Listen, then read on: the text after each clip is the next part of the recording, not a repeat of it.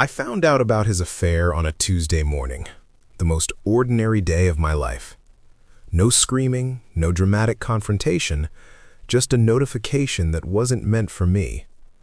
At first, I didn't understand what I was looking at. A message preview on his phone, lighting up the kitchen counter while he was in the shower. Last night was perfect. I miss you already. My hands went numb. We'd been married for 9 years. 9 years of routines, shared bills, inside jokes, and quiet nights on the couch. I knew every sound he made when he slept, every way he drank his coffee, every excuse he used when he was tired. And in that single moment, I realized there was a part of him I had never known. I didn't confront him that day, or the next, or the week after. Instead, I started watching. I watched how he smiled at his phone, how he stayed late at work more often, how he suddenly cared about his appearance in ways he never had before. And the worst part? He was good at it. Good at lying, good at pretending everything was normal. Months passed. Then I discovered the truth was even worse than I imagined. The affair wasn't new. It wasn't a mistake. It had been going on for almost 2 years. 2 years of shared lunches, 2 years of business trips, 2 years of whispered promises that were never meant for me. I felt stupid, invisible, replaceable. But I stayed silent.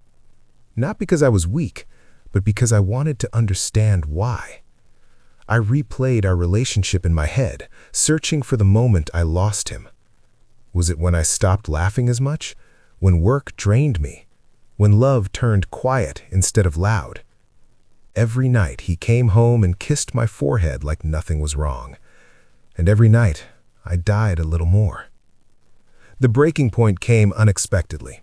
One evening I found myself sitting across from him at dinner, listening to him talk about his day.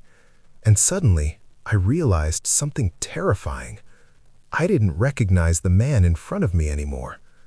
So I asked him a question, calm, quiet, almost gentle. "Are you happy?" He froze. Just for a second, but it was enough. That night I told him I knew everything. He didn't deny it, didn't defend himself. He just sat there, staring at the floor like a child caught doing something unforgivable. "I never meant to hurt you," he said. That sentence shattered me, because he had hurt me, repeatedly, carefully, for years. I packed a bag and left that same night. What followed was the hardest period of my life. Silence replaced routine. Loneliness replaced certainty. He called, he texted, he begged. I ignored him for weeks. When I finally agreed to meet, I expected anger. What I didn't expect was honesty. He told me everything. Not excuses, explanations. He talked about feeling empty, about losing himself, about not knowing how to ask for help without feeling weak. He admitted the affair was never about love, it was about escape. I didn't forgive him that day, or the next, but something shifted.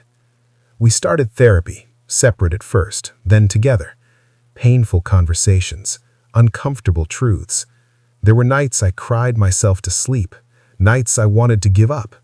And there were moments, small, fragile moments, when I saw the man I fell in love with again. Rebuilding trust wasn't romantic. It was slow, ugly, exhausting, but it was real. Months later, he ended all contact with her, changed jobs, gave me full transparency, passwords, schedules, honesty, even when it hurt. One night, sitting across from him in the same kitchen where everything began, I realized something unexpected. I wasn't the same person anymore, and neither was he. The betrayal broke us, but it also forced us to face everything we had been avoiding for years. Today, we're still together. Not because I forgot, not because it didn't matter, but because we chose to rebuild instead of run.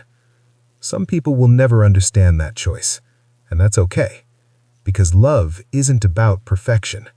Sometimes it's about surviving the truth and deciding whether the story ends or begins again.